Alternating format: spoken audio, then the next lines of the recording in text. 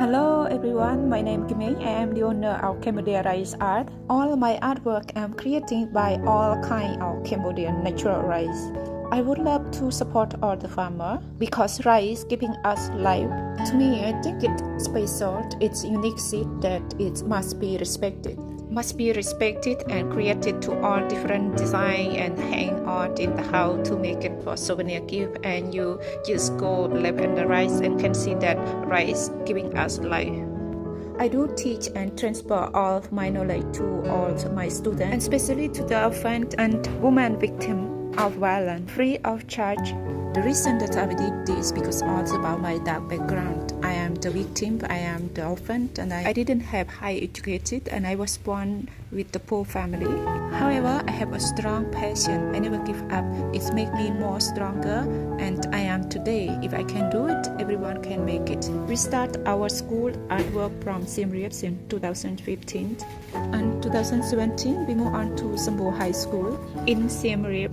Then from 2009, we moved on to Phnom Penh. During the COVID time, we created one of the artwork. We call it Rice Art Homework. Recently, that I'm creating this artwork because I want to support people around the world, especially the kids, to help them creating news, always work with the own idea to make it different design by your own way, and to be patient and to be smart. I think it's the best idea and best way for the new generation to have to create always product from the nature than the plastic, to help the world, to save the world that we are using all the material from nature. I have a big dream to have all the school free of charge, all city in Cambodia and in the world.